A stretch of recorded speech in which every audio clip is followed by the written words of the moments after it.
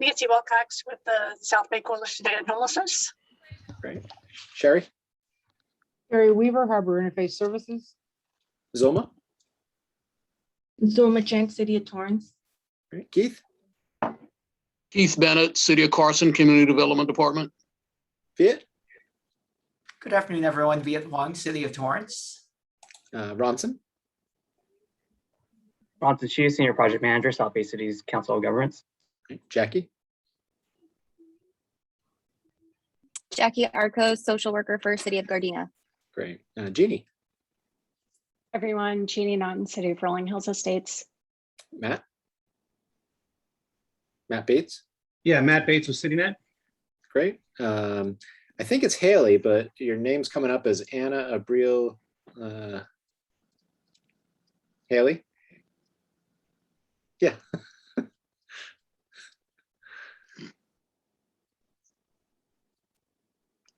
I can introduce you if you want. Sorry, I don't know how that happened. I was trying to unmute and change my name at the same time. Haley Fuselier with Path. Sorry, Anna's also on, but I don't know how I got her name. But Okay, great. Jessica. Hi, Jessica Bruce with CityNet. Great, thank you. Yvonne. Yvonne Biggs, Program Manager for Homeless Services and Health Equity, Venice Family Clinic, and South Bay Family Health Centers. Okay, great. I'm going to skip Lori because she's on the phone. Elizabeth. Hi, everyone. Elizabeth Eastland with Rainbow Services and the DV Homeless Services Coalition. Great, thanks for being here. Anna. Hi, everyone. Anna Abril. I'm Program Manager for Outreach. Great. Joy. Joy Abikin, City Attorney's Office of Redondo Beach. Good afternoon. Mary Agnes. Hi, Mary Agnes Ellison, St. Margaret Center. Great. Mackenzie. Mackenzie Bright, City of Rancho Palos Verdes. Thanks. Aram. Good afternoon, Aram Chaparian, City of Torrance. Carrie L. And then, hello, Carrie L. Escalante with Rainbow Services. Great. Rodney. Rodney Tanaka, City of Gardena and the COG. Great. Gabby. Good afternoon, Gabriela Medina with the Office of Councilmember Joe Buscaino, 15th District, City of Los Angeles. Great. Brad. Good afternoon, Brad Fieldhouse, also with CityNet. Thanks. Kimberly. Good afternoon, Kimberly Mack, City of Hawthorne. Angela. Hello, everyone. Angela with City of Hermosa Beach. Clementina. Hello, everyone. Clementina Barhan, Senior Advisor for Los Angeles Homeless Services Authority. Great. Patricia. Hi, everyone. I'm Patty St. Clair. I work for USC and I work on the homeless count with Clementina. Great. Diana. Hi, my name is Diana. I'm with the City of Gardena. Okay. David.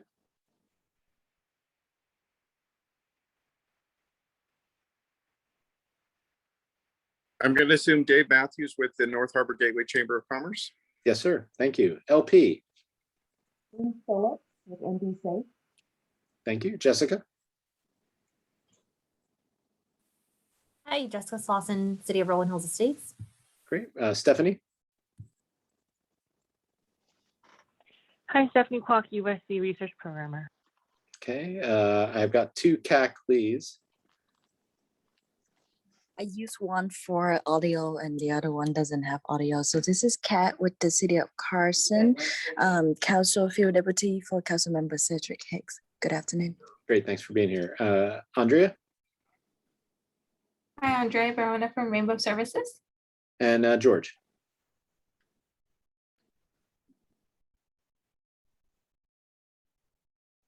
Hello, George Gabriel from the City of Manhattan Beach. Great. And then Lori, if you're off the phone, you can introduce yourself. Thank you. Lori Jones with the City of Inglewood. Great. Thanks, everyone, for being here. There are notes from the September 1st meeting, which I missed. I apologize for not being able to be there.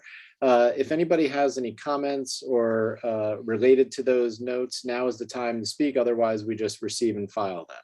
So anyone? Going once, going twice. Okay, then we will receive and file those. Just some housekeeping. If anybody wants to ask a question during presentations, today, just please make sure you raise your hand under the reactions area on Zoom, and then we'll be able to call on you so that you can speak. Sometimes the chat box can be used for documents by presenters. So just if you want, keep that open and you'll be able to download any information that wasn't already sent to you. With that said, I do want to just officially introduce everyone to Ronson Chu. He's our new Homeless Services Coordinator here with the COG. Ronson, why don't you tell everybody a little bit about yourself, and then we'll kick off the meeting. Sure. Yeah, just really quickly. I spent most of my career actually in the private sector in corporate finance and operations, but started my homelessness journey back in 2017. Worked for the LA City Homeless Court, or LA County Homeless Court, administered by the City Attorney's Office in Los Angeles, and then worked for LASA for about a year, and here I am. Great, and we're super excited to have you and everyone. Ronson is going to be a great resource and has taken over for Grace. So between him and Lori, I think they're going to make a great team. So please make sure that you stay in touch with him outside of these bi-monthly meetings. All right, so our first topic today is the homeless count of 2022 and a discussion on methodology. So Ronson, I'm going to kick it over to you to introduce our speakers. Great. Yeah, before we do that, I have a quick quiz that I want to ask everyone. 1 second. Okay, what, and for a free cup of coffee, I figured that's a good way for me to get to meet some of you all. What was the last SPA 8 homeless count number? Anyone know? And I'll call, just raise your hand and I'll call on you if you know the answer. Guess whoever's closest to the nearest 100. Anyone? No one knows? Oh, well, Nancy. Oh, well, that's someone else. It's kind of like cheating if Nancy raised. Exactly. So I was going to ask, do you want it with or without Long Beach? Oh, without Long Beach. Okay. Anyway, I won't give away the answer. So yeah, sorry. Thanks. Any takers? Anyone on the task force? This is a very basic question. For a cup of coffee. Anyone? Ahead, sure. Yep. 4,500. How much? 4,500. Ah, perfect. Angela, yay. Oh, who was that? That was Sherry Weaver. Oh, Sherry. Oh, that's kind of like cheating too. But yes, Sherry's right. And I will come by with some coffee, Sherry. Yes, 4,500 was the last homeless count. And so that was in 2020. And so, we didn't have a homeless count in 2021. But we are having one on January 26th in 2022 to update that number. And it's going to be based on a new app system, which I'll have Clementina introduce you all to, made by Keto Labs, who I've met before. They're some great guys. They've done a lot of different apps for the county, including a coronavirus app for those experiencing homelessness, and also a law enforcement app in the city of Santa Monica. We're actually doing a SPA 8 pilot tomorrow in Torrance, which I'm also very excited about. We were chosen as a spot to do this pilot. And so we're going to try and help, LASA and folks work out some of the kinks. And then just want to share a flyer. This is provided by Nancy. Can you guys see this flyer? Or are you guys No, still seeing the PowerPoint? You'd have to share that. Let me do that. So these are the areas where we'll be doing the count in SPA 8 and the locations in the different cities. And if you have any questions about that, Nancy's probably the best bet in terms of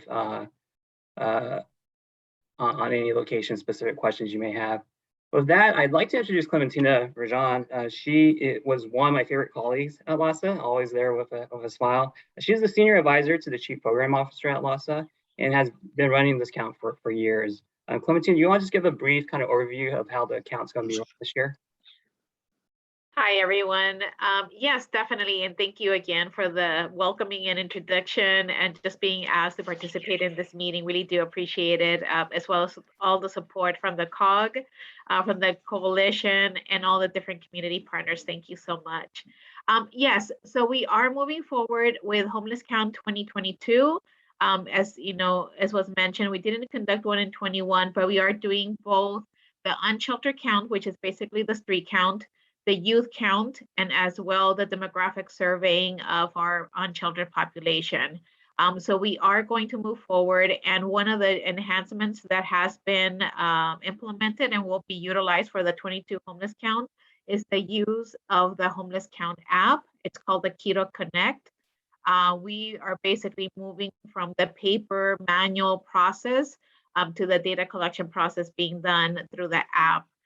The second enhancement really is looking at ensuring the safety of our community partners, the volunteers, and people experiencing homelessness.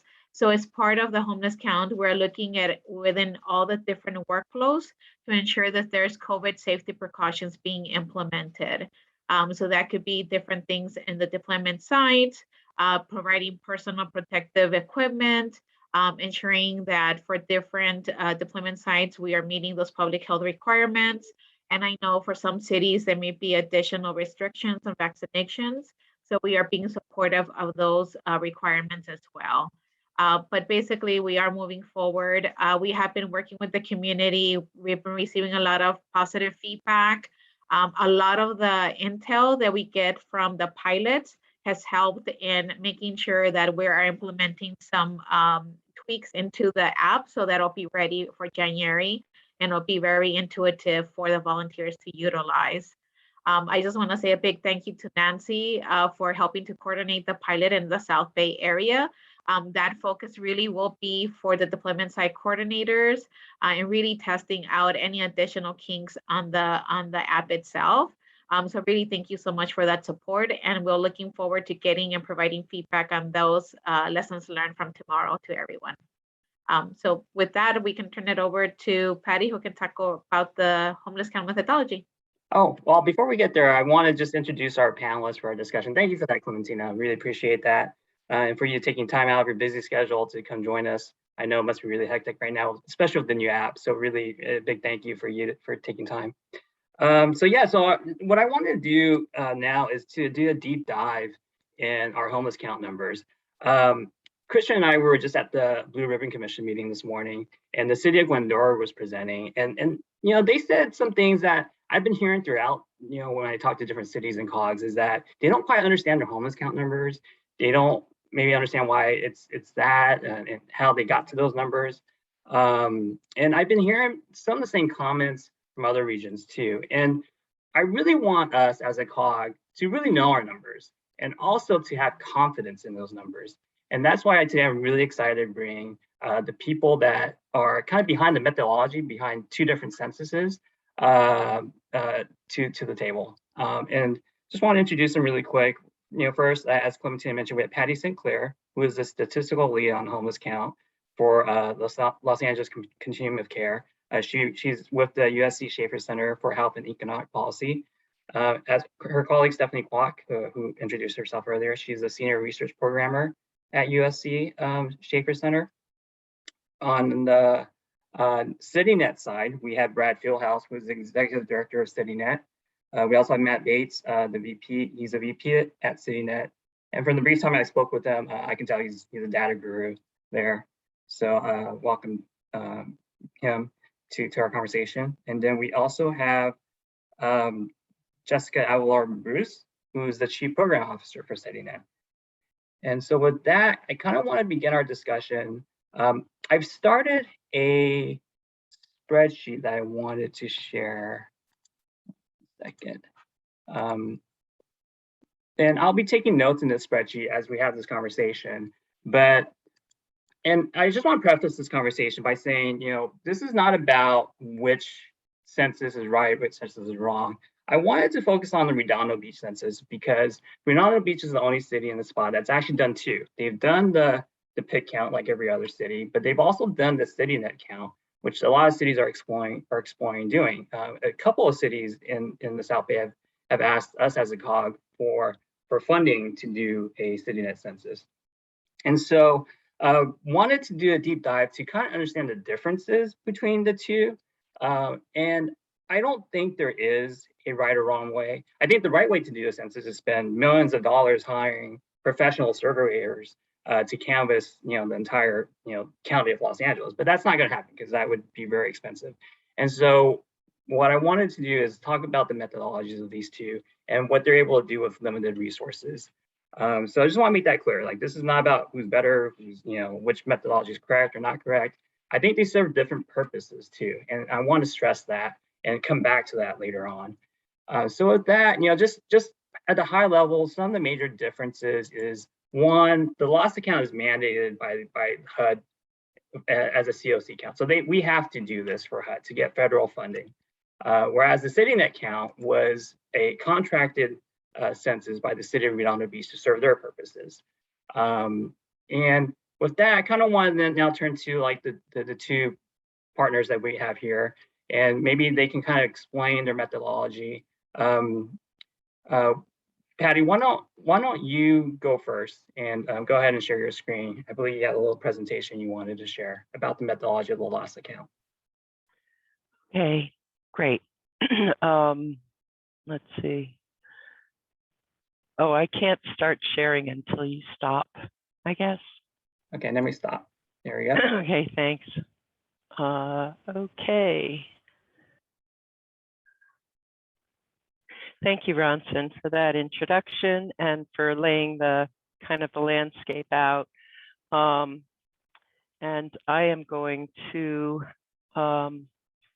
just kind of walk through the, can I all see my screen? And can you hear me okay? Mm-hmm. Okay, great. So I'm just going to walk through the general methodology, and I'll drill down to unsheltered adults and then finally to Redondo Beach, and we'll get into a detailed look at how we get to your numbers. Okay, so overall, I know everybody's probably familiar with this, but there are 3 components to the LACOC homeless count. One part is for sheltered adults and youth, those in interim shelters, and we use administrative records and the housing inventory count to report on those folks. And then there are unsheltered adults, which is a second part of that, and that of course is the majority. That's the orange slice of the pie, and that those numbers are produced using the street count, which is a visual tally, only visual, and demographic surveys. And then the third part is the unsheltered youth count, which is a completely survey-based count because youth are a hidden population and difficult to count. They don't show up in the visual count very well.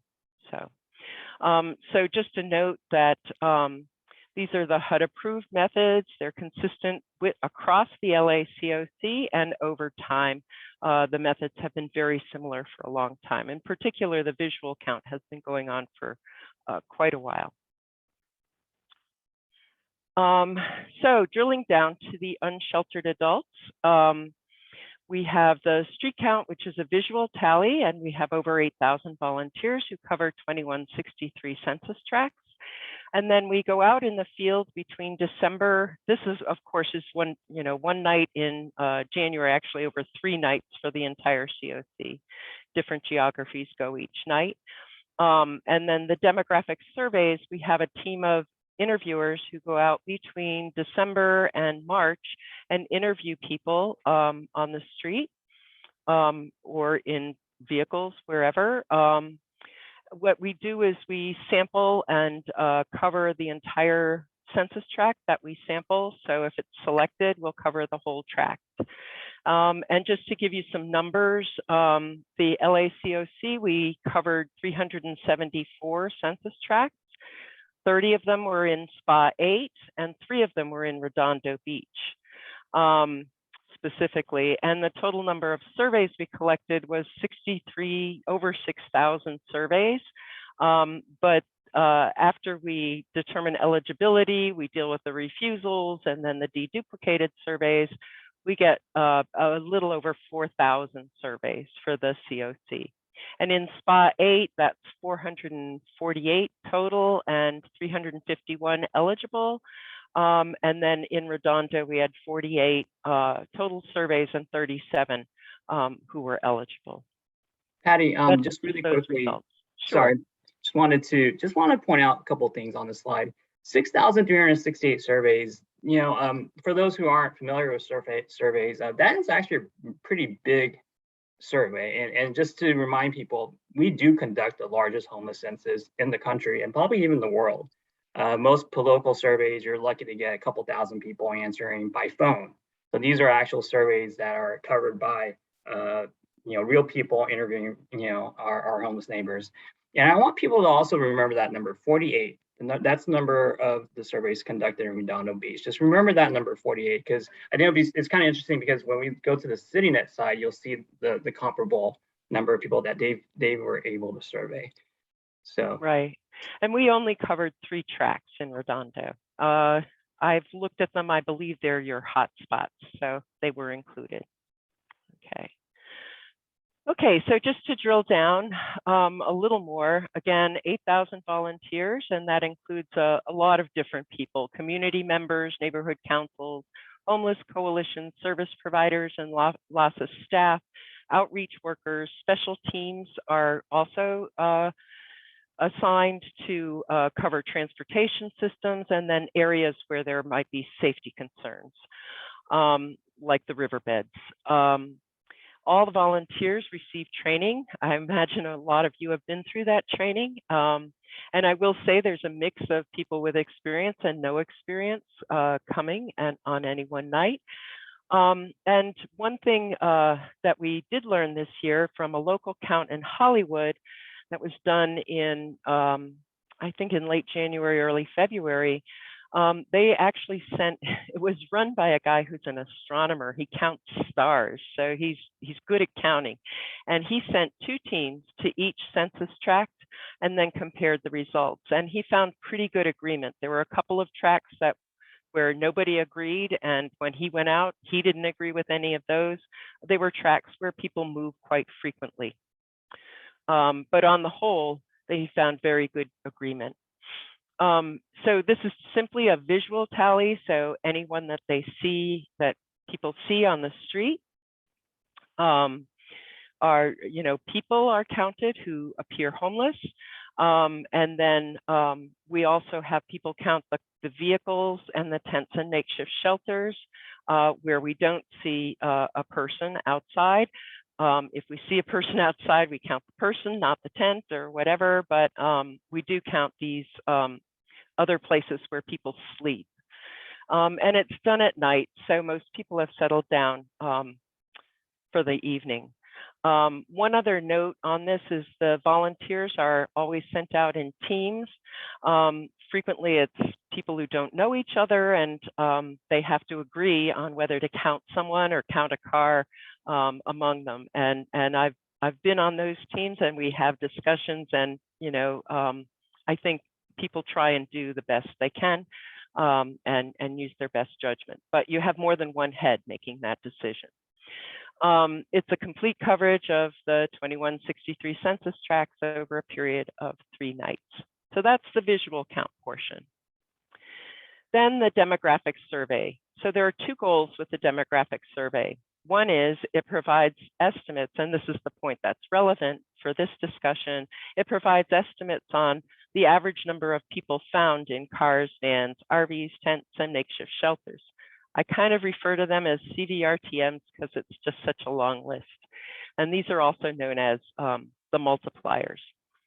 The other purpose is to describe the demographic characteristics of the unsheltered population. So for instance, how many men, how many women, race, ethnicity, veterans, and age. Also chronic homelessness, everything that HUD wants us to report, and then some. So it's conducted, the survey is conducted in a stratified random sample of census tracts to represent the COC and service planning areas. It also takes into consideration council districts in the city and supervisory districts when we're forming this sample. It targets census tracts where people experiencing homelessness clusters. So this is based on hot hotspot planning sessions that we have with each SPA does hotspot planning. And we get input from homeless service providers, neighborhood councils, homeless coalitions, law enforcement, outreach workers, and people with lived experience, and particularly for youth, that's important. And it stratifies based on subpopulation. So we select places where we expect or hope to find youth, families, people in vehicles, people in tents, and individuals who are outside. But in addition, those census tracts that are not designated as hotspots, and most census tracts are not, we also sample those to make sure that we don't, we're not missing anyone, and to estimate who, where the sort of individual people might be scattered and not as dense. Okay.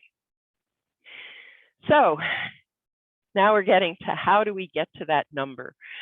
So how do we estimate how many people are in those cars or vehicles and tents and makeshift shelters? So we have from the pit count by the volunteers, for the visual count, we have the number of that volunteers have assessed and think someone was sleeping in. And we have that by census tract and by census tract split. In the demographic survey, we ask questions. So one question is, where have you slept for most of the last 30 days? Where did you sleep last night? And we also have a household size. So if they're a family, we will, if they have kids under 18, we'll collect a whole household roster so we know how many people are in that household. And if we also have a question to kind of boost our number and our sample size. So if we ask if anyone has slept in one of these circumstances in the last 6 months, and if so, with how many people. So we put all that together and we calculate average sizes, average for each of these different units. So for cars, and for vans and for RVs, those are all separate. And actually we do this also to estimate how many might be occupied by families and how many by individuals, so that we can report as we need to by household type. What I'm going to show you here, and it comes out to the same number, is not the breakdown by families, but I will say that a lot of the count of families in the COC comes from this venue. The families are overrepresented in cars and vans and RVs, less so in tents and very less so on the street. Okay, so for example, we to estimate the number of people in cars in a specific geographic area, we multiply the number of cars in that area by the average number of people in cars. And that average number of people in cars, that's the multiplier for cars.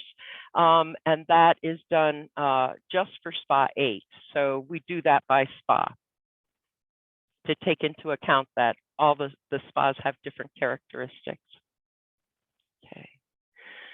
So this is the table of how we got from this visual count, which is in this column here, and I've listed the CVRTM first, and then their total here, and then the individuals. So the individuals go in just as they are,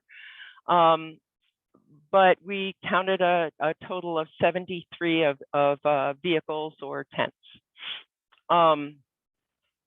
And this column here is the number of people estimated per CVRTM. So for cars, you would expect a 1.35 people. It's slightly larger for vans and RVs and tents, but it's all around the same. And if you take the whole average across all of these and given the distribution, it's about 1.64 person per any one of these. The standard error is also calculated because this is based on a survey, so we have error. And so this is the standard error, and I'll get back to that in a minute. But right now, let's just focus on how we get from this pit count to the total number of estimated people. And it's actually very simple. It's just this number times that number becomes this number. 19 in the case of cars, and then adding up, you get a total of 120 in the CVRTM, plus your 57 individuals who were counted on the street, and you have 177 total. Now I'm going to talk about this error. So the error tells us we can calculate a 95% confidence interval from that standard error, and that gives us a range. So it's kind of like we're 95% sure that the true value, which this is an estimate, this 19, but the true value we think lies between 14 and 28.7. So it gives you an idea of what the range is.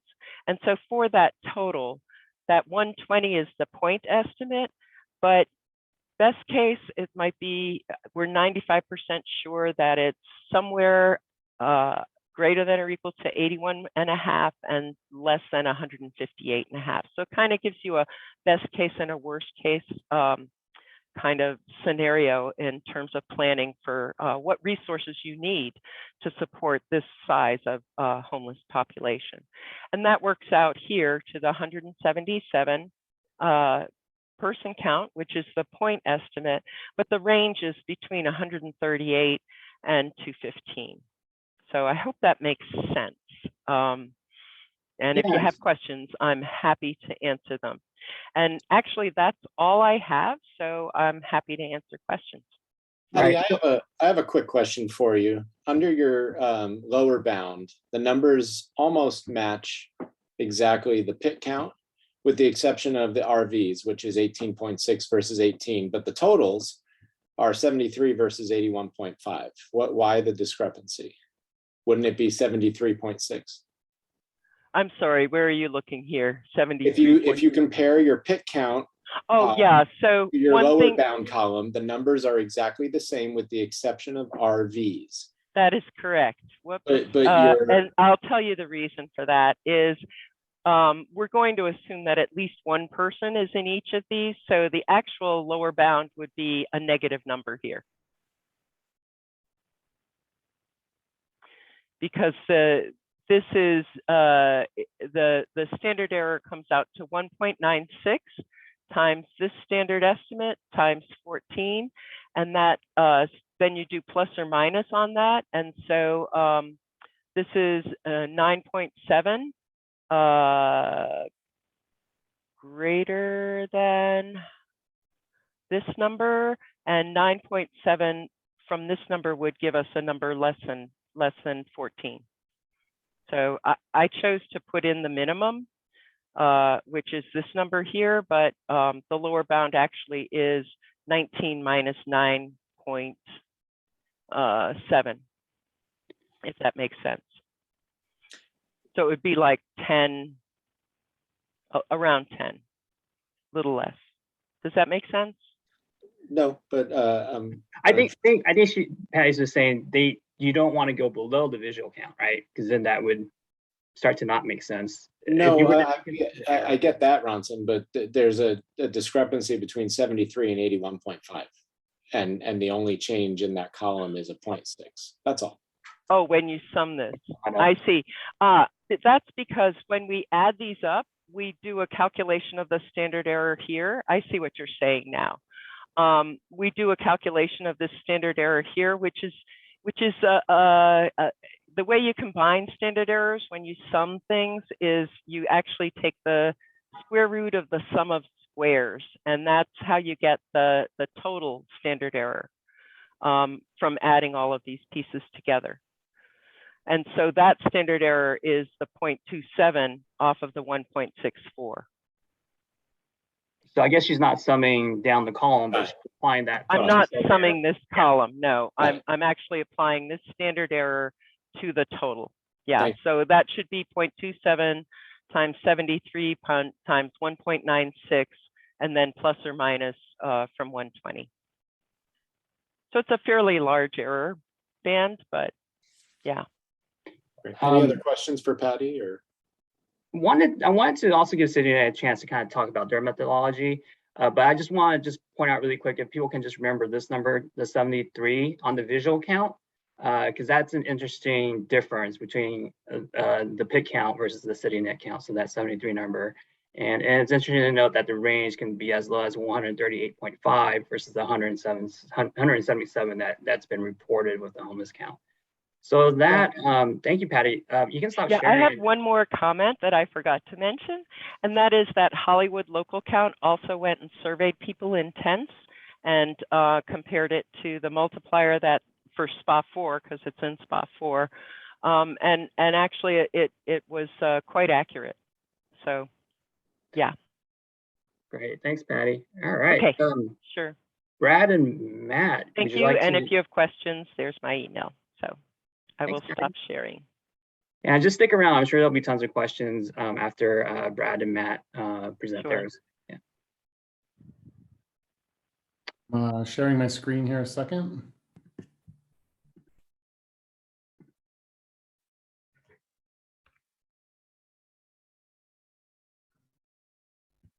Yeah, I forgot to mention at the very beginning. So the difference between the two counts was 177 in Redondo Beach with the PIT count, and CityNet came up with 92 for their census. And one of the big differences too was they were done a year apart. So CityNet did theirs January 2021 in the middle of the pandemic. So there are real differences in terms of the timing and the situation on the ground when these two counts were done. Can you see me and hear me? Can you see the presentation? Yes. Great. Yeah, a pleasure to be part of the conversation this afternoon as well. What I'm going to be sharing is this.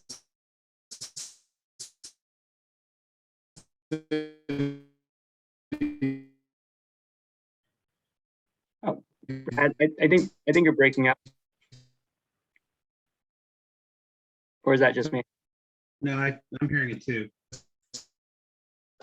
I can't hear him anymore. Let's see. If Ronson, if this continues, maybe you can switch it over so that I don't know if I can present from my screen, and I could just take it over if we're not going to get Brad back. Yeah, I think maybe Brad can stop sharing. Matt, you can take over. Census count that we did.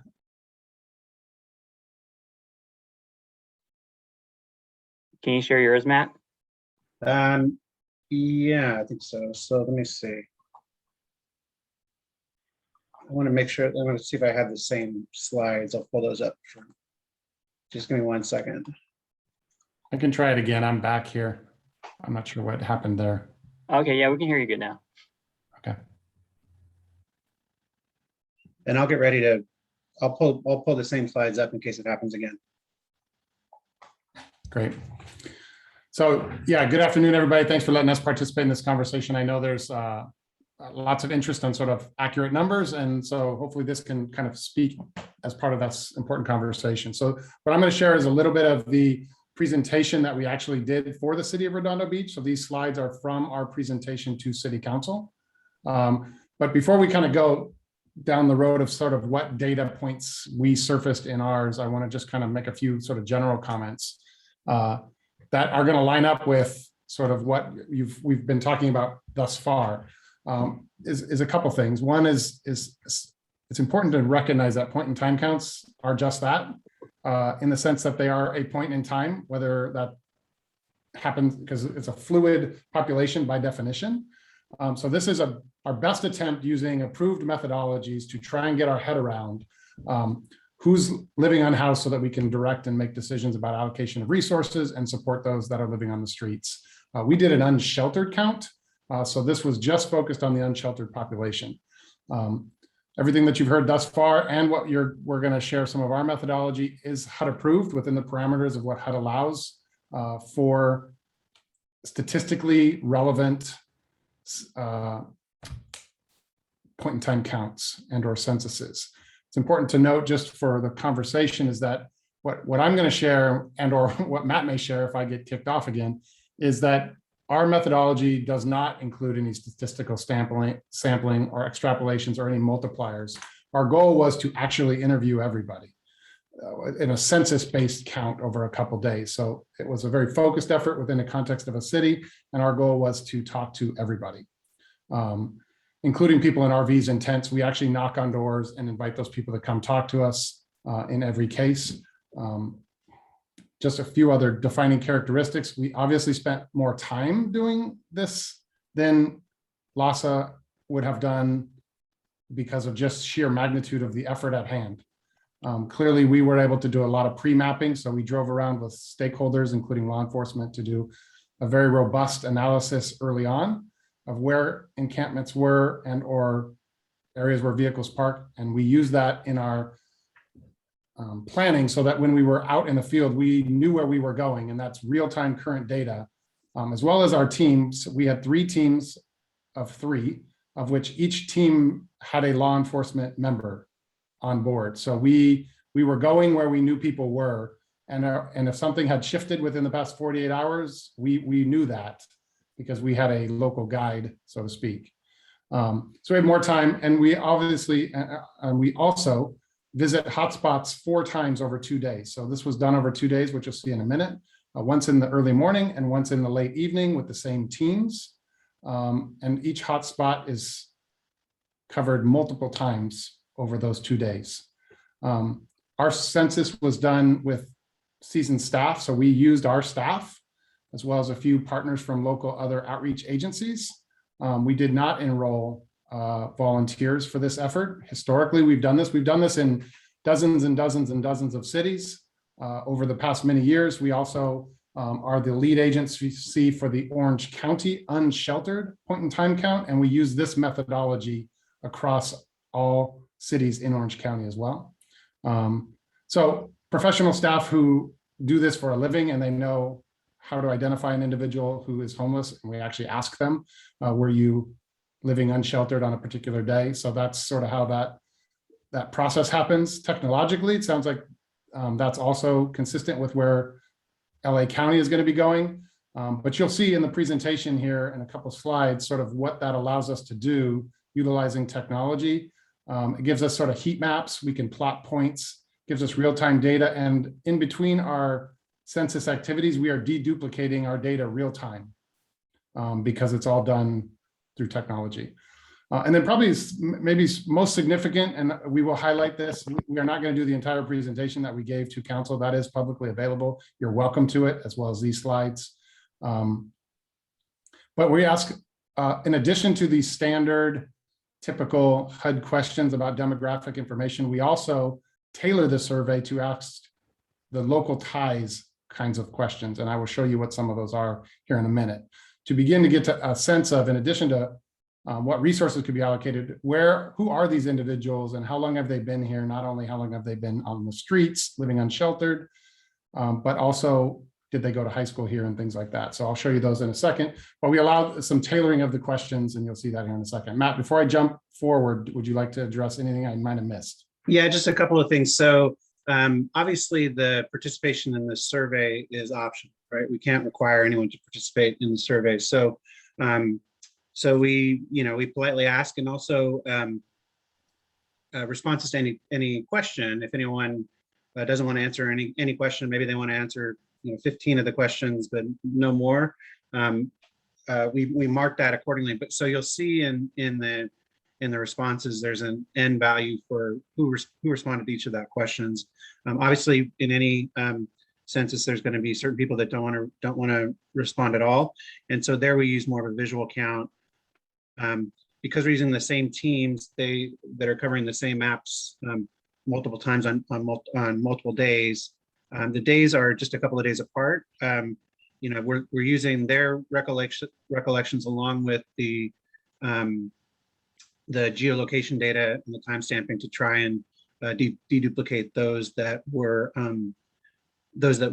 did not answer the survey, because in the survey there are identifiable characteristics that we can create to deduplicate. So there is as noted in the report, there is an opportunity for counting people multiple times in that case, but we try to minimize that by using staff who are accustomed to working in the city along with law enforcement, to make sure that we're not counting the same people more than once. The other thing that I would say is that the slides that you're going to see are kind of taken from the city council report. The city council has also received a full report, a written report. So the assumption was that they had that in hand, and we can make that available as well. And in that report, if you've got very specific questions, like we list out all the questions that were asked in the survey, we list the answers to each of the questions.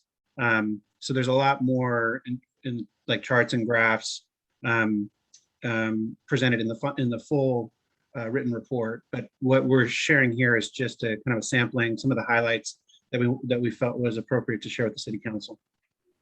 Matt and Brad, do you remember how many staff you had doing the count in Redondo Beach? Yeah. Each time we had, so there were 2 case managers on all the teams. So 2 case managers on each team. So 3 teams, 2 of which on each of those 3 teams were CityNet staff. So I think that's a long way to say 6. 6 on each day. Okay, great. On each day. And they were the same 6. We had others. I was there one of the nights. I don't count myself. So there were other people that were there, but the base of the teams were 2 CityNet case managers and a law enforcement representative. Good. Great, thank you. So again, as we said, we are also part of this. We are one of the teams on the ground in Redondo Beach. So this is, we had a vested interest in this information because we were also sort of doing we're part of the collective effort on the streets in Redondo Beach. So though we used our staff that knew the turf, even though we do have a team within our organization that does this. This is all they do is censuses. So our goal was to identify a baseline number and determine the demographic, asset, and other special characteristics to inform resource allocation, to give really the local leaders the ability to sort of, make decisions based on real data. The census was done over 2 days, January 26th in the morning, usually at about a 4-hour window. And then we did it again on February 2nd. It was scheduled to actually happen sooner, but if I remember correctly, there was a significant rain on that day it was scheduled, so we had to bump it until the rain stopped, but it happened on February 2nd, and you see the pictures there. This is sort of the headline of the count. We identified 92 individuals, of which we were able to get information from 52 of them. So 52 people gave some and or all of the answering of the questions that we were asking in our census, but we were taking notes along the way, and there were some people who just would not be interested in talking to us, for example, at 10 o'clock at night behind a 7-Eleven. But we took notes and we identified those. The data that was not self-reported is not included in this report. We did not guess. Unless they told us the answer, we did not include it. But we do include the numbers of those individuals because we knew that we had talked to this person once, if not twice, and was not able to solicit any information from them. So that's there's our number. 92 individuals are the ones that we would say are unique individuals that we saw on the streets over these 2 days. And just really quickly, just want to bring people back to the LAHSA number was 48 survey participants. So it was really close, but I think the unduplicated number on the LAHSA side was about 38 participants. So I just want to remind people of that. Yep. Can talk about that in a little bit. So obviously this is the power of technology. I mean, it gives us the hotspot map. We're able to zoom in on this. So if we're looking particularly after the fact, if there's anything we need to know what's going on in these particular areas, whether it's a heat map, just to say that these are some of your, there are things that may be happening in this local part of town that are causing, to be a place of gathering or for other reasons. So we provide this data as part of our report. Again, typical homeless individual, it's a man, white, chronically homeless, sleeps in Redondo Beach as its primary place of sleeping. And then some of the data, and we have all the standard ones, sort of, age, gender, these kinds of questions, but it's of particular note, ties to Redondo Beach. We're trying to kind of help answer that sort of prioritization of resources. Obviously, we want to help everybody. So anybody that is willing to accept help, we're more than willing to help link them to the continuum of care. But we're also asking the questions of sort of what makes them connected to Redondo Beach so that we can prioritize based on local context. Again, there's no sort of national standards for that, but these are some of the questions we asked in this case. So ties to Redondo Beach, what that specifically means. We won't get into all the details. This is not a report of that, but in terms of sort of, it's interesting to note family connections, job connections, last residence, went to school here, part of the pallet shelter. There's a number of things that we're looking for to sort of solidify their connections to the local context. City that they usually sleep in, were they just there when we happen to see them, or are they primarily sleep in Redondo Beach? Last permanent residence, same sort of question. It's interesting to sort of do an analysis. How many are out of state, generally in the region or specifically to the city? We even ask the city of high school attendance to really begin to say like, how long has this been, to sort of kind of begin to paint a picture of, how many of these folks are here and are passing through or are from Long Beach and now they're over here. That sort of question for us is important as we're trying to think about sort of built out infrastructure or pallet shelters and things like that, that every city's asking. That sort of at least will give you a picture of sort of kind of another way to tackle the point in time count. We'll leave it at that for now. Unless Matt, you want to add anything else before I turn it back over, and then we can kind of discuss and fill out your little chart. No, just to reiterate presented this way, you might draw the conclusion that it was really focused on community ties, which is because this was a companion document to the full report. So we, it's roughly a 25 question survey, and 18 of the questions are pretty standard from place to place that are, they're consistent with the questions that are required in the HUD point in time count. With the HUD surveys, the reason that we do it that way is so that then the city or the municipality that we're working with can compare our data set with point in time count data sets to get a handle on demographic changes. Most of those are the related demographics to length of time homelessness, chronic homelessness, disabilities, employment, those kinds of questions. And then the last handful of questions that we can ask in a city specific census are kind of, they're accustomed to the local context. Very often municipalities are interested in community ties. There's no national standard to our knowledge to determine community ties for homeless people to particular municipalities. And so these are the questions that we asked in this case. We've asked others in other cities, trying to not answer the question who has community ties and who doesn't, just illustrate the situation of homelessness for that city. And so those are all kind of supplements to the main course. The main course is really the questions that would be very familiar to cities and municipalities from the HUD point in time count data. So all of that is available in the full report. And with that, yeah, so we're trying to, we're recognizing that very often what we're doing is supplementing other kinds of data gathering. And so we're trying to make sure that our data set can align with the other data sets so that the city can do long-term analysis. Great, thanks, Matt. I think we have a question from LP. Do you want to go ahead and ask your question? Sure. My name is Lee. For CityNet, how long between performing the analysis and getting the data? What's the time frame for getting your data out to a city? And then the second question is, how do you decide when to do a follow-up count, census count of the homeless? What are some of the parameters for that?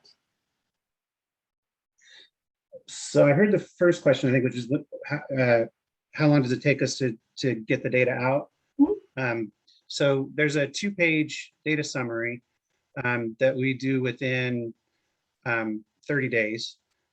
And the 2-page data summary is really, it's a kind of, if you picture like an Excel table, like very kind of minimalist, but it's the responses to all the questions and the deduplicated number, thinking that that's what the cities are, they're interested in first. And so within 30 days, we deliver that. And then within 100 days, we deliver the final report.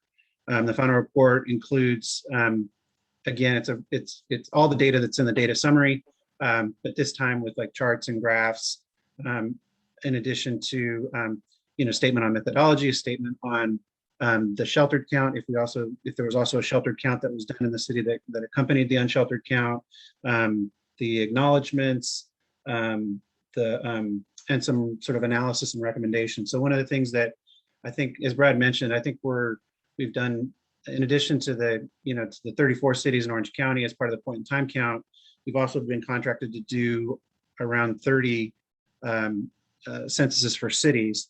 So they're big numbers in every context except for Los Angeles County, right? Los Angeles County kind of is a statistical outlier in terms of its size, but what we can do in our analysis is we're not trying to make recommendations in terms of what services should be provided or not provided necessarily, but what we can do is we can highlight things that stood out to us as people who have gathered lots of data. So, as an example, we did a recent city in the Inland Empire, and their homeless population just was much younger in terms of age than what we're typically used to seeing, younger than what we see in Redondo Beach, for example. And so that can raise some questions for the city in that case about specific interventions. They can look upstream and say, okay, well, what's happening if we've got a lot of homeless youth? What's happening with our schools? What's happening with gangs? What's happening with jobs, et cetera, to try and do some early interventions for that population. So that's, we also in the final report include a very brief sort of section on analysis and recommendations. Great, thanks, Matt. And I didn't hear the second question, Ron. It was kind of fading in and out, so forgive me for not addressing that one. Maybe LP could try again. So, so maybe I have another question is, so I understand when LASA does a homeless count, that data can be used for grants and funding and other things. Can your data be used in the same way? Is it accepted for grant funding and has it been accepted for grant funding? And is it viewed the same way as the LASA homeless count?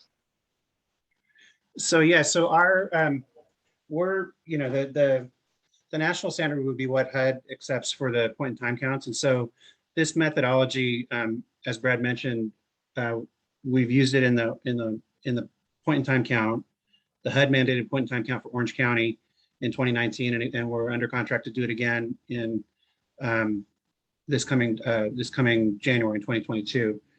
So everything that we do is according to that statistical standard, and so it is usable for those purposes. Yes. Actually, that's a great question, LP, because I really, we're running a little bit out of time. So I want to kind of just like to summarize, and I think you brought up a really great point, is that the purpose of the HUD CLC count is for funding purposes, from federal funding to state funding to local county funding. In fact, our innovation fund money is based off the homeless count.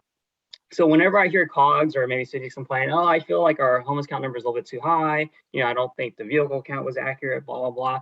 It's kind of a double-edged sword, because if your goal is to get more funding from Measure H or from the county, you may not want to, nickel and dime that number. And so that brings back to the original point, is that these different surveys, are serving different purposes. So the loss and point in time count, again, is a HUD mandated count for funding purposes in LA County.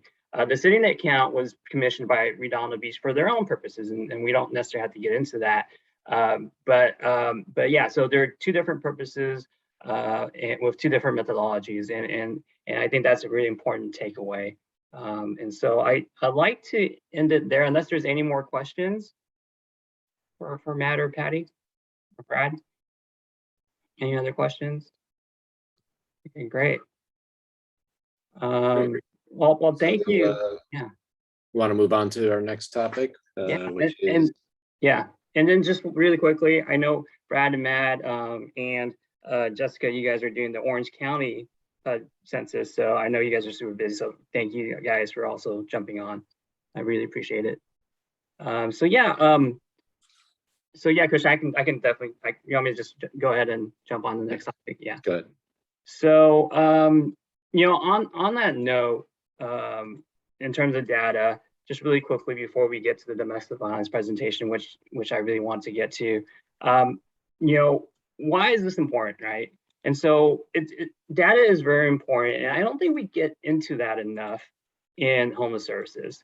One of my favorite slides in the loss account is this slide, which really talks about the flow of people going in and out of homelessness. And what this slide is saying is that how do we get to the 66,000 number in LA County? Well, we have 555,000 rent burdened households in LA County. That's a huge number. And they estimate 82,000 of those people fall into homelessness in 2019. So you add that with the 2019 point in time count of 58,000, and then you minus the number of people that they've housed through the system, 22,000, minus the 52,000 people that resolve their homeless problem. So when you're on the Nextdoor app or if you're talking to people, you always get this question, right? Like, why don't people just move somewhere where it's cheaper to live? Why do they have to be here? Well, the answer is they do, and 52,000 people in LA County move somewhere else, or they live with relatives. They self-resolve their homeless problem, and so that's a very important number. And so this inflow and outflow is how we get to the 66,000. So it's not a static number. There's people moving in and out of homelessness, and the point in time count can't necessarily capture that. But I thought this slide was very useful for that. Now, what does that mean for the South Bay for us? So I extrapolated the numbers and did an estimate of what that meant for the South Bay. And if you extrapolate using the ratios, you get about 35,000 rent burdened people in the South Bay. Of those, an estimated 15% fall into homelessness. So every year we get about 5,000 people, which is nearly double the amount of our homeless count, every year falling into homelessness. You add that with the point in time count to 4,400, minus the number of people that self-resolve, which is roughly 3,600, plus I'm estimating we maybe house 1,500 in the South Bay through our system. Sherry can maybe check me on that number, but that gets you roughly to the 4,500 people of our homeless count. So that's kind of how I look at the flow. And why is that important? Well, it's important because when you start thinking about it this way, you can then start attacking these different variables, right? If we can decrease the inflow or increase the number of people self-resolving, then we can decrease our homeless count numbers, right? So, it's important to start projecting out what our homeless count is going to be next year too, and what are maybe some of the factors that might increase inflow. And one of them is the eviction moratorium. And so this is one thing I'm really worried about because, there are some really big estimates of what the ending of the eviction moratorium is going to mean for homelessness in LA County. Gary Blasi, a respected UCLA professor, thinks that, and this was in 2020, so it's a little bit dated, but he thinks that 36,000 to 120,000 households, these are households, not individuals, may fall into homelessness due to the ending of the moratorium. Sheriff Villanueva said in August that he believed LA County is at 80,000 homeless now from 66,000, and that he believes due to the ending of these moratoriums, that number is going to double. Whatever you think of Sheriff Villanueva, just know that he does have a lot of homeless deputies that are very good at what they do, serving the homeless population in LA County. And so I don't have reason to doubt that he's getting these numbers from some sort of source. But it is in line with what UCLA is thinking, what some other folks are thinking, and what we're already seeing right now in terms of eviction filings in LA County court systems. And so if we were to assume that, let's just take the low end of the range, 36,000 people are going to become homeless due to the end of the eviction moratorium. What does that mean?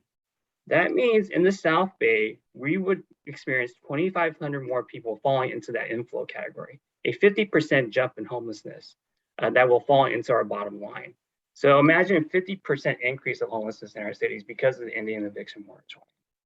So that sounds like very doom and gloom, but there's some good news. And I think this is where the task force can really help. The state and the county, they've recognized this, and they've put together a very substantial package of assistance to help people prevent evictions. And I encourage everyone on this task force, if you're an elected person, really post these resources on your websites, spread this information, because for the first time ever, money is growing on trees. There is a free lunch. The state is literally paying your rent and utilities going back to April 1st, 2020 through the Housing is Key initiative. And so this is not unlimited resource. The money's going to run out, but there is still money available for this. So it's very important that we get people to apply for that. I don't know if you can see that website. I just popped it up, but it's the Housing is Key website from the state. And on top of that, in eviction cases, the tenants typically do not have a lawyer in those eviction cases. And the opposite is true. Most landlords do have lawyers. And because of this, tenants typically lose out on these eviction cases. And so, again, the LA County and city has recognized this, and they've started a Stay House LA program, which provides free legal assistance for folks undergoing an eviction proceedings. So these are two very important resources I'd love the task force to start sharing to your constituents. And I'll just leave it at that. So thank you. Great, thanks, Renson. All right, our next topic is how the housing crisis affects victims of domestic violence. Elizabeth Eastland. Great, and again, I'd like to introduce Elizabeth. First I'd like to thank Jackie for bringing this up. We were talking about what topics to present, and Jackie, mentioned that she was kind of interested to know the impact of domestic violence on homelessness. And October was Domestic Violence Awareness Month, and unfortunately, we didn't have a task force meeting in October, so it's never too late to talk about domestic violence and the importance of it in the homelessness crisis. And today we have Elizabeth Eastland from Rainbow Services. They're a domestic violence agency in the South Bay. Elizabeth is also co-lead on the LA County DV and Homeless Service Coalition. So welcome, Elizabeth, to the task force meeting. Thank you, and I'll say thank you to Jackie as well. I'm always happy to talk about intersection of domestic violence and homelessness, to try and share the information we have about how to best serve survivors. And I did want to also introduce my two colleagues. Andrea Barahona is our community engagement coordinator. And if you are interested in having someone present about DV in general at your organization or to any group that you're part of, Andrea can put her information in the chat.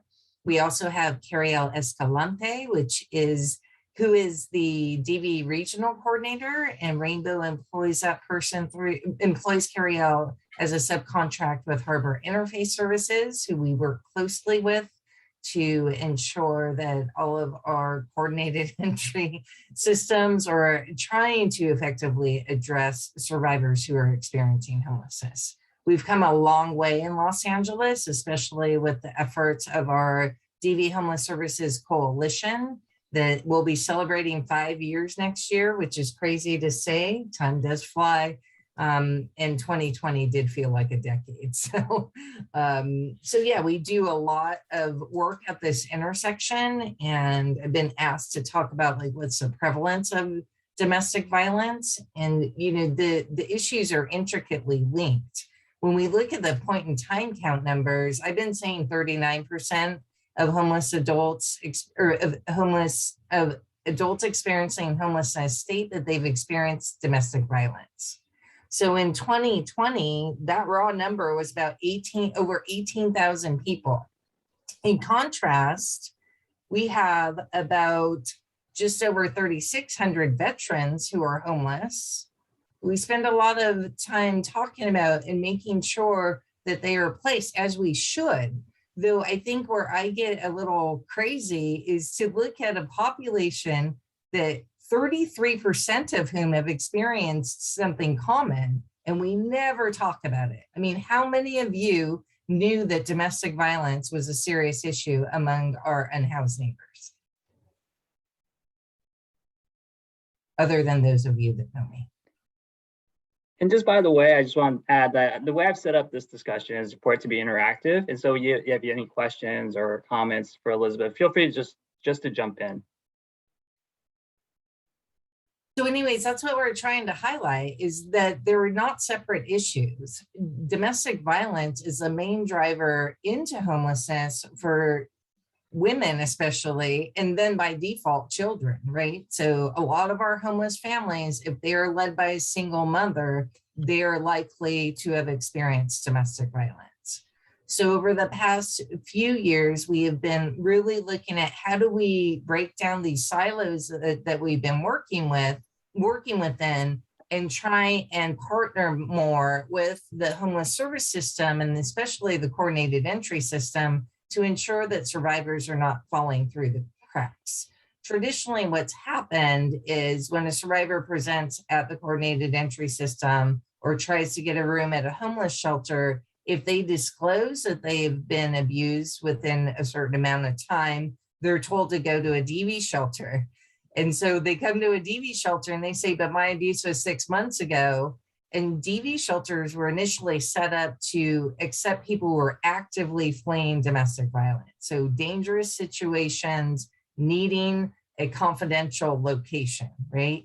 And so we would say, you know, well, you're not fleeing right now, so you need to go to housing and homelessness. And we're just pushing survivors back and forth between the systems. And then you add in mental health or substance abuse, like, oh, we can't treat you because you have a substance use problem, or you need to go to mental health first. So we're really trying to just break down some of those barriers and hurdles that we send survivors through and trying to meet them where they're at and educate our housing and homeless advocates about how to effectively work with survivors from a trauma-informed approach. So Elizabeth, I guess how many shelters are there in the South Bay, and who are some of the folks that are providing these shelters? Because you mentioned that, you know, part of the problems with DV is that it's kind of a hidden problem, and for good reason, because, you know, we don't want the abusers knowing where people are. And so that's part of the problem, is that not enough word gets out. Great. And when we talk about the point in time count, at the beginning of that presentation, they talked about TAY as a hidden population. Well, survivors have learned to hide just for their own, you know, safety. And so very similar populations in terms of the trauma they've experienced by intimate partners or caregivers, and also the solutions they use to survive. You got kids, you're not going to be living on the streets. You're going to find a car, you're going to find a spot to hide out. And if you fled someone who is trying to harm you, you're going to hide even more. So I think that there is a lot of work that needs to be done to really look at the point in time count and the demographic survey. We as domestic violence advocates know that those are all undercounts. You know, if they're reported by the person, then they have to feel comfortable saying, yeah, I survived domestic violence. You know, not everyone is. And so in the South Bay, Rainbow has an emergency shelter and an interim housing program, as well as rental support.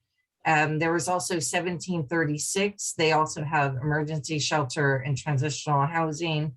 And then CPAF, which is Center for Pacific Asian Family.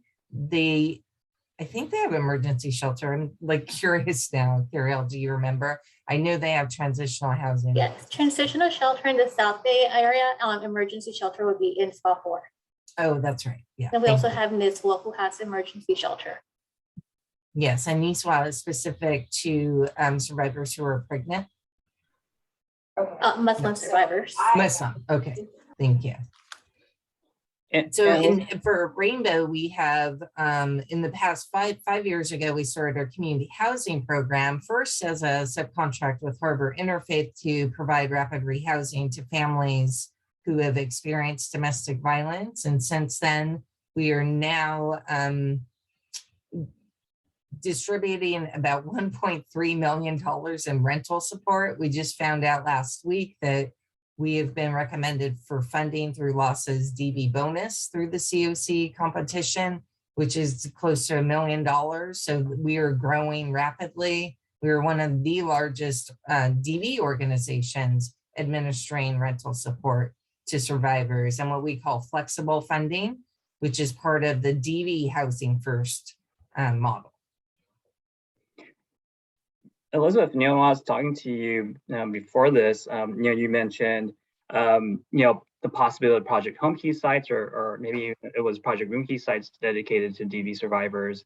I think that's an interesting notion to me, because I never thought of like having sites like that just dedicated to DV sites. Can you talk a little bit more about that, and maybe Sure. what the needs are of this population?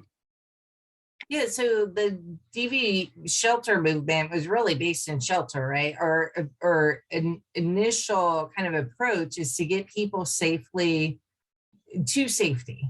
And from there, they go on with their lives. You know, if you've experienced domestic violence, as people on this call have, if 1 in 4 women and 1 in 7 men have, I'm likely speaking to a few survivors.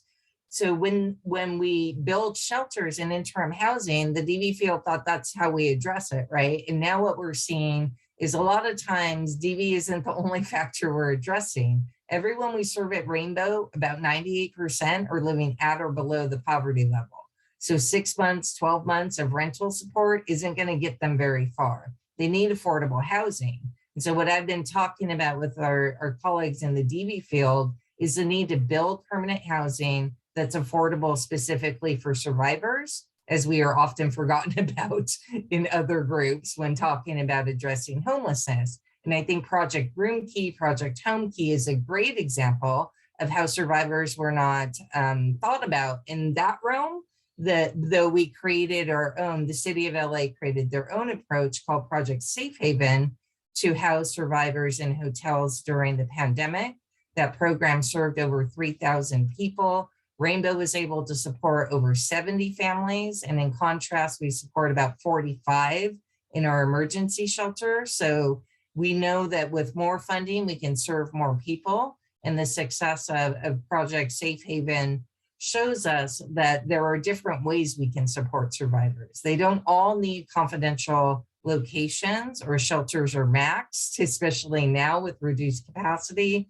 And so we need to look at other options. DV Housing First, our flexible funding program, really shows that people can stay in their own home sometimes when it's safe to do so, and really kind of challenges our belief that everyone needs to leave their community in order to find safety. That's not always the case.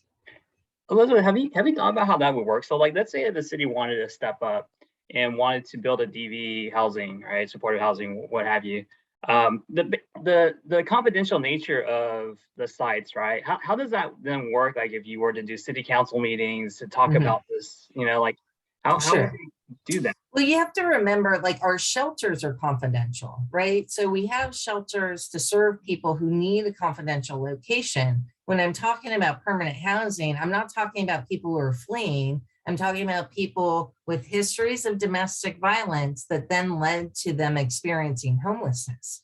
Not everybody needs a safe, confidential place to stay. And if we're talking about like an affordable housing development, maybe that's part of what qualifies people.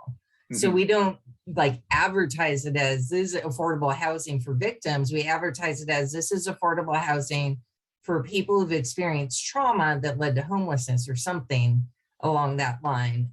But I feel like once survivors are at a place of really being able to be supported in permanent housing, often the safety issues are much more reduced, right? They're not necessarily in a super dangerous situation. Once they get through our interim housing program, they've been out of their own violent household for probably 15 months. Okay. Yeah, because that notion is really interesting because I know in, you know, a lot of our cities, not just here in the South End, but in LA County, you know, talking about homeless shelters or homeless housing can be a politically dicey conversation. But maybe if we reframe it as maybe something more specific to have shelter or housing for domestic violence survivors, that might be a little bit more politically manageable conversation. I don't know if you have any thoughts about that or not. Well, I mean, I have lots of thoughts about that, Ross. I'm like, what do I want to say here and not get too crazy? You know, I think that we as homeless advocates, as housing, homeless, domestic violence advocates need to continue to work to change the public's perception around how we address this issue. Because the whole, you need that one slide you did right before I came on, it was brilliant. People don't understand what the flow is. Yes, we're housing a lot of people, but there's so many people falling into homelessness too. And it's not, you know, your problem or my problem, it's all of our problems. Everyone needs to care about this issue. And we got 5 years to change public perception to get Measure H passed again. So let's start doing that now. And obviously, you know, domestic violence, that word doesn't ring well with some people. How do we get people to care about women? How do we get people to care about families where violence has happened enough to do something about it and to talk about it more? And you know, I just want to also congratulate you. The city of LA just rewarded you. I believe Buscaino awarded you $250,000 to expand safe housing options. Yes. Can you talk a little bit about that? Sure. Yeah, we were awarded $250,000 from Buscaino's Reimagine funds. And I saw Gabby was on here earlier, and I know she was integral in making that happen. So we're really grateful to her. We will be using that funding to continue to support people in their housing, to support our hotel program. So while the funding for Project Safe Haven ended, our need did not, and we've had to reduce our shelter capacity from 9 to 5 families or individuals at a time. So we're continuing the hotel program, and this funding allows us to go beyond what we were expected. We thought we were going to have to wrap up that program in December. We'll be able to continue it throughout 2022. Great. Great. And then what other funding sources, just my last question, if anyone else has any questions, feel free to jump in, is just what other funding sources could we unlock, or are you seeking to tap into to help with domestic violence survivors? Right. Well, our coalition and our statewide partnership are really gearing up to ensure that survivors are not forgotten as the state starts distributing money to the cities, the COCs, and the counties. We really would love to get an allocation like Tay has to ensure that survivors are not forgotten as we develop solutions to approach ending homelessness. So we definitely want to encourage the flex funding. We really need governments to start trusting service providers more and to start expanding our grant deadlines. Having to distribute $1.3 million in rental support within 12 months is unrealistic. A lot of the grant terms are unrealistic. So the whole trust thing, I know something bad must have happened at some point for LAHSA and the county and the city to make service providers jump through all these hoops to get funding and then require us to put those hoops in front of survivors that we serve. We've got to figure out a way to do this differently, because that mistrust is hurting people. It's re-traumatizing people. And even if they're not saying I'm a survivor, every single homeless person experiencing homelessness is traumatized by that experience. So we need to build systems that trust people and that don't make people jump through 20 hoops to say, I'm worthy of your help. Let's just help people. But then I'm a bit crazy when it comes to things like that. No, you're speaking the truth for sure. Great. Well, thank you very much. Any questions for Elizabeth? No questions. Well, great. Well, thank you for your time and to you and your team. Thanks, everyone. Yeah. And I know we were going to, I did a press conference a few weeks ago with the City Council President, Nuri Martinez. Carol was going to put the link in the chat. And also there was an NPR interview yesterday about Survivor Housing First. So. Yeah, you're doing such great work. Oh, Jackie, go ahead. I was just going to say, Elizabeth, I was thrilled to have you come. And I just hope that we don't have, if you have something that you want to report, you know that this group exists. We're here every other month, but we also have a lot of other ways to distribute information. So please work with us and let's get the word out more to everybody. That's great. We do hope to join your meeting. And I love that it's every other month, not every month. So we hope that someone from Rainbow will be on here on a monthly or every other month. Thank you all. Thank you, Elizabeth. If I can add quickly, just if anybody else has any questions regarding UV or like availability of bed count for the spa, feel free to reach out to me. I'll put my information on the chat box. But I know that if not, Ronson may be very able to send that out later on.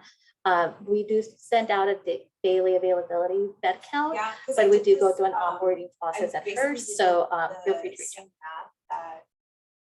Great, thanks, Carriel. All right, let's move on to our services updates, and we will start with Haley. Anna's going to actually take it on. Yay. The real Anna, not me. Hi everyone, good afternoon, good evening, almost close enough.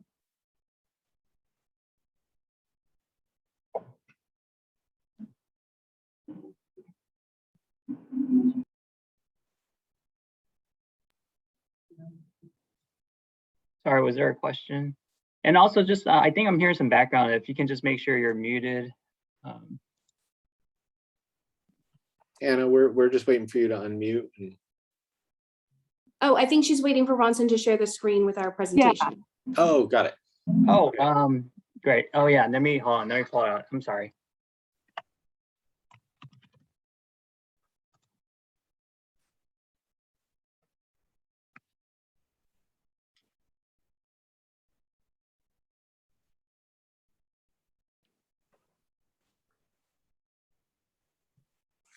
There you go. Thank you. So hi everyone, my name is Anna Reed. Once again, I am PATS Outreach Program Manager for SPA 8. And here is also Haley. Next slide. So this is our team, starting from the left hand to the right. It's myself, then we have Jillian, Stephanie, and Robbie. And what we do is intensive street case management, screening, housing location services, ongoing supportive services, interim housing referrals, and as of lately, housing voucher assistance as well. Next slide. Once again, this is Jillian. This is her schedule. Mondays, she's just named Redondo and Gardena. Tuesday is mainly Ellie Hobbs and Wilmington. Wednesday is Carson and Redondo. Thursdays, Redondo and Torrance. And Fridays, follow-up retention, case conference, and documentation. And when I say Redondo, she does the meal givings at St. Andrews, St. James, and shared bread at First United Methodist. Next slide.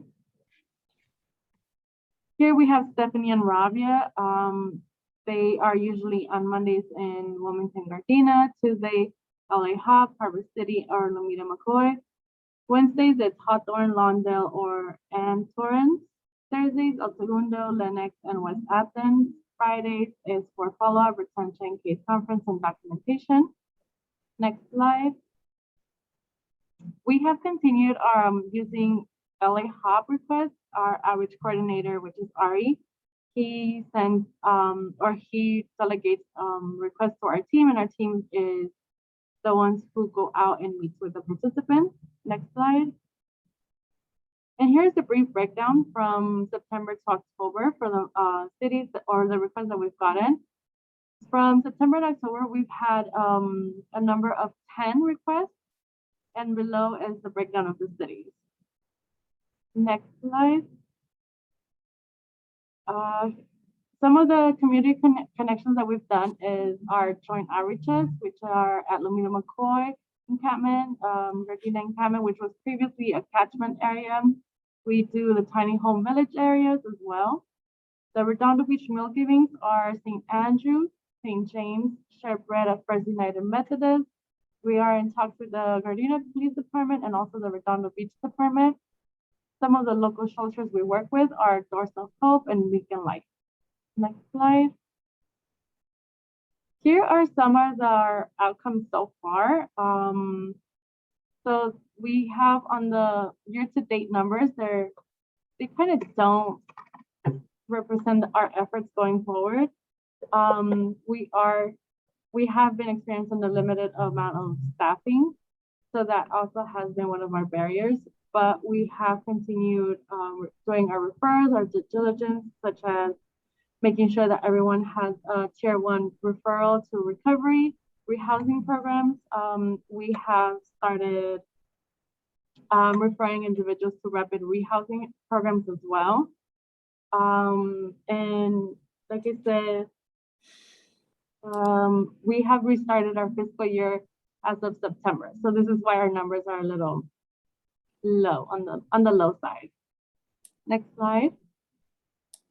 So our current efforts from the months of September and October, we have 7 new enrollments for our participants. We have, like I mentioned before, rapid rehousing and recovery rehousing referrals, with our total being 9. We have also continued referring individuals to tiny home villages and pallet shelters in Redondo Beach. And we have also continued our interim housing referrals for our individuals who are ineligible for either the recovery or the tiny home or pallet shelters. Thankfully, we have also continued our efforts into getting everyone or making our efforts for everyone to have a housing voucher interest form. We have submitted from September to October 23 housing interest forms, and out of those 23, 8 have been matched. Next slide. Here you can see some of our success stories. This is Ava and Cantrell, husband and wife. They were previously homeless or experiencing homelessness for about 3 years. They were reached by our team through an LA Hop request back in February. And they have found a 1-bedroom apartment in the Long Beach Signal Hill area through our LISA program. Next slide. This success story is from Adon. He's a little camera shy. So he was experiencing about 2 years of homelessness, and he was encountered by our team while they were canvassing in the Wilmington area. He was helped with his resume to get hired by Amazon, and then that led us to housing him in as an Aura apartment, where eventually he wants to move into either a 1-bedroom or a studio apartment once he gathers more income. Next slide. And teamwork makes the dream work. Here we have pictures collaborating of our team collaborating with other agencies and other programs. On the left-hand side is our outreach team collaborating with our recovery path team as well. And then on the right-hand side, it's a collaboration with Mental Health America, Harbor Interfaith, and LASA teams as well. Next slide. So some of the future considerations that we would like to ask for is more affordable permanent resources in each city. We would like to ask if the cities would maybe promote property owners being linked to LISA so that they can provide more affordable housing for our participants. That way they have more options or resources in regards to permanent housing. Once again, we're also asking for your consideration in regards to interim housing solutions such as tiny home villages, bridge homes, shelters, or meal programs within each city as well. Next slide. Here's our contact information. Courtney Reed, she's our associate director. She wasn't able to attend. She has class. But down below is also my information. You have my email there. Next slide. And thank you. Thanks, Anna. I just want to quickly add, if I can, just jump in really quick. We are looking at, and Lori and I are looking at possibly promoting LISA in the future. So that's just definitely something we're working on, and also get a sense of our LISA inventory in the South Bay. And then I just want to add, the staffing shortages you're experiencing at PATH is across the board. I think in every industry actually. But my estimate on our outreach teams in the South Bay, I think there's about 25% vacancy rate. So if people know anyone that needs a job, there's a job in homeless services is super rewarding. You get really great karma, and so in fact, Sherry, I think I'm going to refer like a residential aid job seeker to you. I know that's one of your open positions. So yeah, we definitely need more help in our staffing. And if you can reach out to your networks, and if you may know anyone that might be interested in looking for a job, please let them know. Anna, we have one question in the chat for you guys, for you and Haley. Are there any PATH representatives working on the PV Peninsula? I think we go there when we get the LA hops. Okay.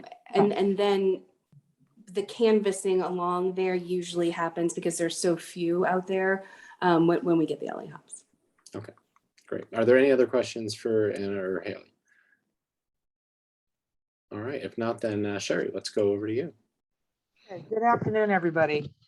Just wanted to give a brief update on the emergency housing vouchers. So this program started back in July 1st of 2021. I think most people know that we've got about 6,800 countywide resources right now.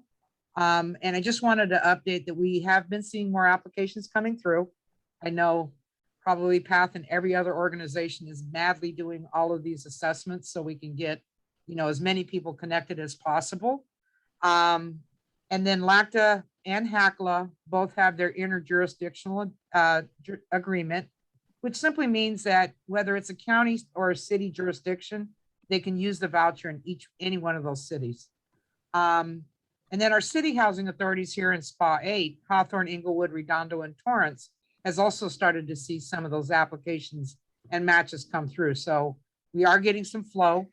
And then last but not least, I just really want to mention too, the owner incentives that are attached to this. So with HACLA and LACTA, they are both offering $2,500 for any owner that is signing a new lease utilizing the emergency housing voucher. So just want to put it out there. If we need a nudge for an owner that makes it look more attractive, $2,500, hopefully we'll hit that niche.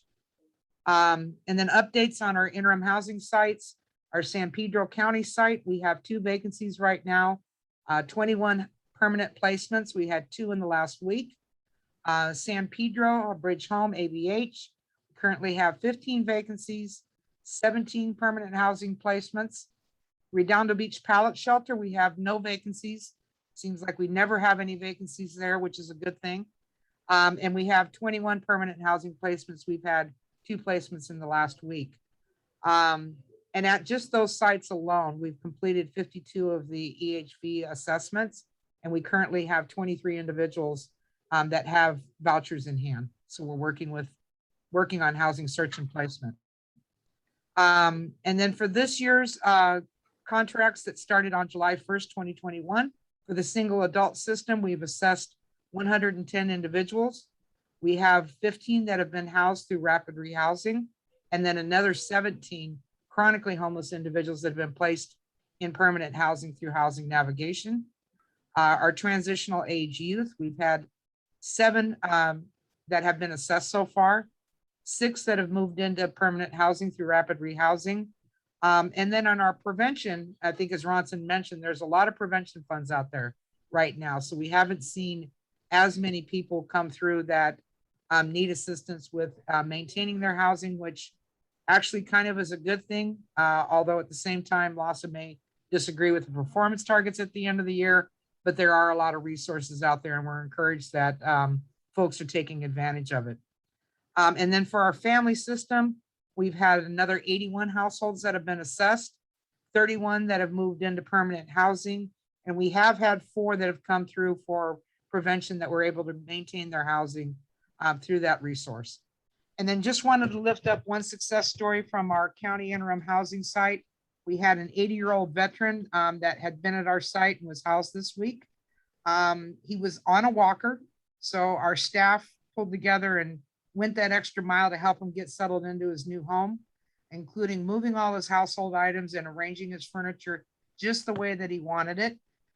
It was actually the first time in 50 years that he's lived on his own. So we took it a step further and made sure that he had in-home supportive care services, as well as a landline phone. He said he didn't want any of those silly cell phones. He wanted a landline. So we got that set up for him, got his cable TV set up for him so he could watch his favorite sport teams.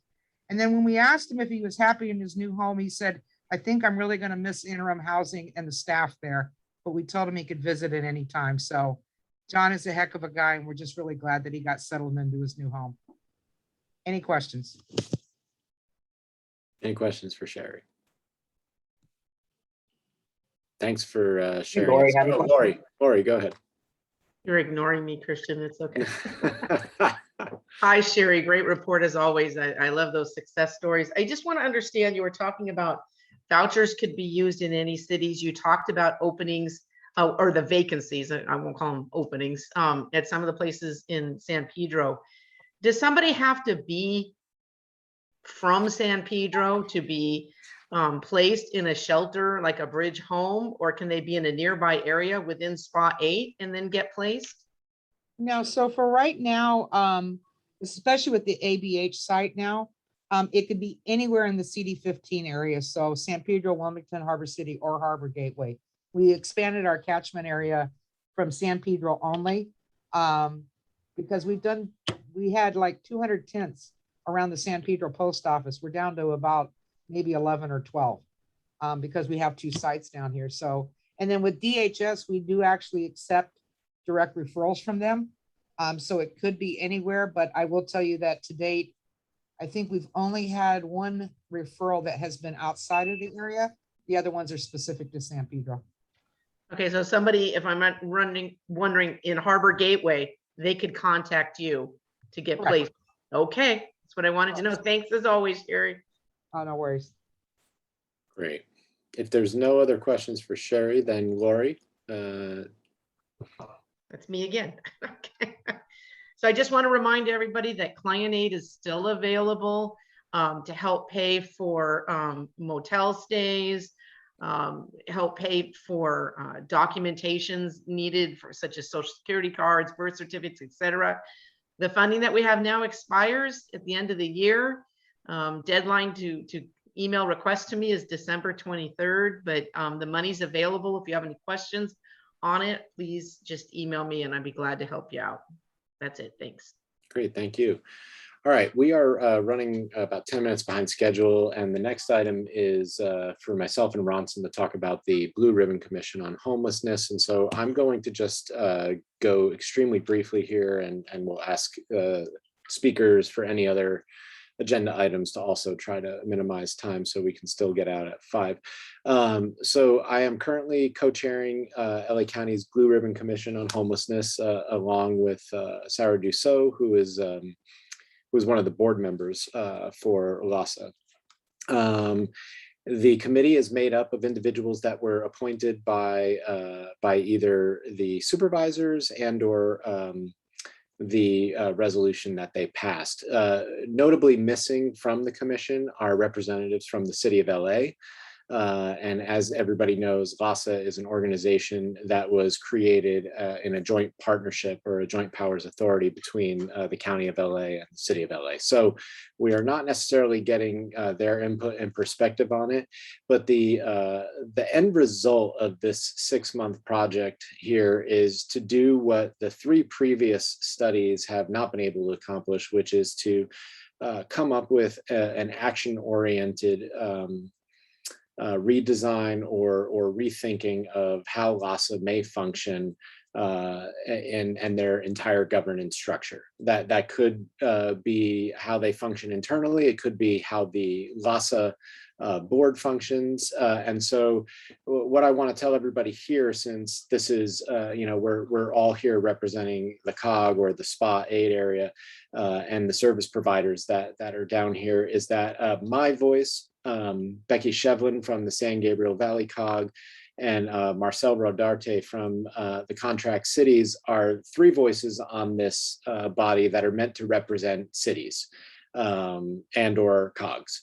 And so what is super important to me, and I think Ronson can probably back this up when he makes his comments, is that if there are gaps, issues, concerns with the structure of not only governance, but maybe things that we see that could be improved from both an elected official, a staff person, or from the service provider positions here in SPA 8, that's going to be super important for you to communicate to me, to Ronson, and I think directly to the commission in the next 3 to 4 months that this commission will exist. I don't really have a lot more to say on that. We are right now, as I've said multiple times to other groups, we're drinking from a fire hose with the amount of information that's being presented to us in our meetings. And I thought I knew a lot going into this after, being, in it with all of you for the past 5 or 6 years. So there's always room to learn. But I really do welcome your feedback and your input, because at the end of the day, I really want to be a part of something that has produced a document that can actually allow the county and or the city of LA to take action and to make adjustments with the overarching entities that kind of guide what we're all trying to do here on a day-to-day basis for our communities. So Ronson? Yeah, no, I don't really have, that was great, Christian. I don't really have anything too much to add other than to thank you for sitting through those meetings. I mean, I tapped out, I think, at noon. How long did it go for today? I had to tap out at 12:30, but I think it went till 1. Oh, geez. Yeah, so those are really long meetings. But yeah, like Christian said, if there's any feedback, what we really want to do is try to change the governance of LASA and also maybe even the homeless initiatives. I think that was kind of like where Sarah was going today with her line of questioning. And so that's good to see. And it's also good to see that the San Gabriel Valley COG is really taking a lot of leadership in promoting cities and COGs. So big thank you to them on uplifting regional issues. But yeah, so yeah, that's kind of my comments on the Blue Ribbon Commission. And I'll just jump really quickly to the homeless innovation funds for Measure H. Just a quick update. I think you all know like kind of who we're rewarding and where the money's going. We're currently in the process of negotiating with the county on the SOW between the COG and the county. After that has gone to a point, which I hopefully it will be today, where we have like a working SOW, statement of work, we will then kind of share that with the cities to kind of get their feedback. And that will then turn into a memorandum of understanding between the COG and the cities. We're hoping to get all this done before the end of the year so that we can hit the ground running on January 1st. One little hiccup for whatever reason, and I want to kind of talk to the county about this, but we were told to have an 18-month proposal, but they've now shortened the SOW to 6 months, even though they are saying, yeah, no, we have funding for 18 months, but we just want to do a 6-month proposal. It may have to do, I don't know why, I think it might have to do with the strategy sessions that are going on in the homeless initiatives. But yeah, it's a 6-month contract, which is silly. And so I'm talking to various county people to see what's going on, see if we can like do it another way, because that just isn't going to work. Because that would mean I'd have to do 6-month contracts with every city and then do it again 6 months from now, which is again really silly. So just want to give an update on that. And county contracts take 3 months. Yeah. Yeah. And I'll just piggyback off of that last comment that I've been talking with Senator Ben Allen's office, because many of us, at the city level we're constantly dealing with one-time funding for a lot of these programs or strategies that we're trying to employ. And when we see success, it's really frustrating to have to go out and try to find another round of one-time funding. And so I'm really talking with the state about how do we get more ongoing funding sources, so that cities can actually relax and allow their strategies to take hold and be more permanent parts of their ongoing budgets. So I'll, if I have any input on that in the future, I'll let you know. All right, moving quickly to legislative updates. I see Jeanette Christian from Senator Feinstein's office has left, but Janet, did you have anything you wanted to share? Yes, we've had great success here.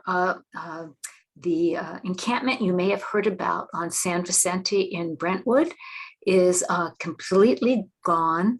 All but one veteran is housed, and only one absolutely refused services and went his way. 20 of the veterans have moved onto the West LA VA campus. The campus now has 28 tiny shelters, as well as tents. And they made a lot of provisions for this group to be able to stay together so they could have the camaraderie that they were used to. But all are going to be worked with in order to get them into permanent supportive housing. So, but maybe best of all is that the VA secretary came out and has made a commitment to making the rollout of the permanent supportive housing on the campus a priority. And we are thrilled that that is now an administration priority. And we're looking forward to seeing that housing going up a lot faster now. So that's all for me. Okay, great, Janet. And just an FYI, the city of Rancho Palos Verdes yesterday wrote a letter to Congressmember Liu, Senator Feinstein, and also Senator Padilla related to the Fighting Homelessness Through Services Act, and thanking you for the introduction of it and the need for the additional funding here in the South Bay. And so I would recommend that, the COG also maybe consider taking up a letter on behalf of SPY in the South Bay as well to your office. Is there anyone who could send me a copy of that? Yeah, Jackie, would you send a copy of that to Janet? Thank you so very much. Yes, you're more than welcome. Okay, COG updates, Jackie. The only update I think that I have is that we are getting ready. We're starting to look for sponsors, and we're developing a program for our General Assembly, which will be March 24th. We're planning to have it in person. It's called Back to the Future with a question mark on the back. Like, are we really going back to the future? And then reimagining the South Bay. And we're going to try to look forward and think about where we're going to be. We want to talk about climate change. We want to talk about investments in the South Bay and what we want the South Bay to be in the future. So as you know, I hope the General Assembly is free. We pay for it through sponsorships, and we're right now in the planning stages. So please save March 24th. And I also want to say that I am, just to add some levity, I'm patting myself on the back because I think Ronson did a really great job at this meeting. And I just love the data that we're going to have. And I'm going to encourage us to bring that to the board as well, because there aren't elected officials in this meeting. And I think this is important information for them to have. So thank you. Thank you, Jackie. Well, and I will say Rodney is here. So, okay, announcements. Ronson, are you doing these three here? Because I have one myself. You want to go first? I can do mine really quick. Yeah, so I just want to let this body know that this is my last time chairing this meeting, and I want to thank everybody for allowing me to be a part of this. I thought I would have about 6 or 7 more months here with you, but I have taken a position in a municipality, and that's going to cut down on my ability to, as a business owner, have the free time or the flexibility, if you will, to do these types of meetings. So with that said, hopefully somebody else will take over when you guys get together in January. But I just wanted to thank everybody for showing up and keep getting other cities to show up and get your elected officials and your city staffs to start taking action and build the political will to do what we need to do here in the South Bay. That's my announcement. Go ahead, Ron. Christian, you will be missed. Like I've said to you before, you've been an asset to the community, uplifting and advocating for our homeless neighbors. So really sad to see you go, but I'm sure you are going to be very successful on your next future endeavor. Thank you. So just really quickly on some announcements. We are looking for winter shelters here in the South Bay. There is a deficit, and we're looking to kind of see if there's any spots we can put a winter shelter. If you know of any spaces, there are some requirements. They have to be like 6,000 square feet or bigger. Have restrooms, things like that. I can send you the full list. But yeah, we're looking for that. And also just really quickly, we are working as part of the Innovation Fund. Hermosa Beach submitted a proposal for a mobile mental health response team. However, the county is actually trying to expand theirs. And so the beach cities and the county were kind of working towards a pilot program on mobile mental health response. It's very early stages of the discussion, but I just wanted to let everyone know that that's there and that's going on. And then lastly, Project Home Key. There's some deadlines on that. There's a lot of state funding for this. I'm talking to developers to see if there's any opportunities in the South Bay. November 12th is the first deadline if we want to partner with the county, and that's coming up really quickly. I'm hoping to try and make that deadline with a potential project. And then also January 31st is another deadline with the state to apply for state funding designated for the region. So those are some things that we're looking to do. That's it. All right. So then with that said, we are adjourned until January 5th, 2022. With that said, everybody have a safe, happy holiday season. and Ronson, I think will take good care of y'all from here on out. So thanks, everyone. See ya.